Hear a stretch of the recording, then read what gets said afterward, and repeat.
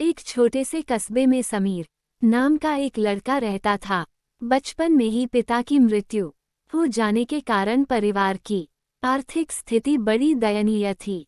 समीर की मां कुछ पढ़ी लिखी जरूर थी, लेकिन उतनी पाई से नौकरी कहाँ मिलने वाली थी।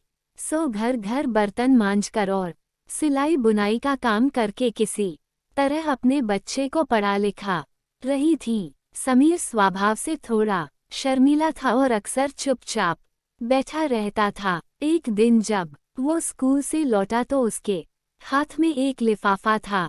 उसने माँ को लिफाफा पकड़ाते हुए कहा, माँ, मास्टर साहब ने तुम्हारे लिए ये चिट्ठी भेजी है, जरा देखो तो इसमें क्या लिखा है। माँ ने मन ही मन चिट्ठी पढ़ी और मुस्कुराकर बोली, बेटा, इसमें लिखा है कि आपका बेटा काफी होशियार है। इस स्कूल के बाकी बच्चों की तुलना में इसका दिमाग बहुत तेज है और हमारे पास इसे पढ़ाने लायक शिक्षक नहीं है, इसलिए कल से आप इसे किसी और स्कूल में भेजें।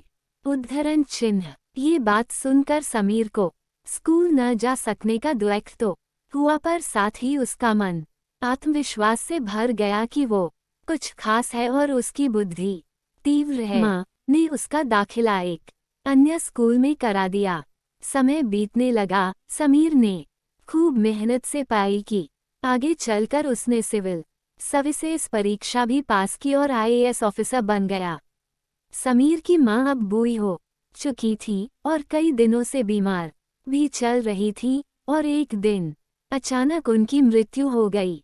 समीर के लिए ये बहुत बड़ा आघात था। वह बिलख बिलख कर रो पड़ा। उसे समझ नहीं आ रहा था कि अब अपनी मां के बिना वो कैसे जिएगा। रोते रोते ही उसने मां की पुरानी अलमारी खोली और हाथ में उनकी माला, चश्मा और अन्य वस्तुएं लेकर चूमने लगा। उस अलमारी में समीर के पुराने खिलौने और बचपन के कपड़े तक संभाल कर रखे हुए थे। समीर एक एक कर सारी चीजें निकालने लगा और तभी उसकी नज़र एक पुरानी चिट्ठी पर पड़ी। दरअसल ये वही चिट्ठी थी जो मास्टर साहब ने उसे 18 साल पहले दी थी।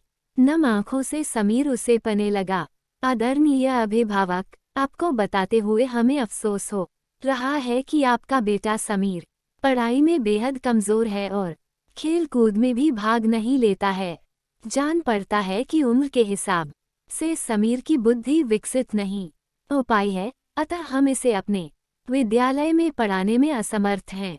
आपसे निवेदन है कि समीर का दाखिला किसी मंद बुद्धि विद्यालय में कराएं अथवा खुद घर पर रख कर इसे पढ़ाएं। सादर, प्रिंसिपल। समीर जानता था कि भले अब उसकी मां इस दुनिया में नहीं रहीं, पर वो जहां भी रहीं उनकी ममता, उनका आशीर्वाद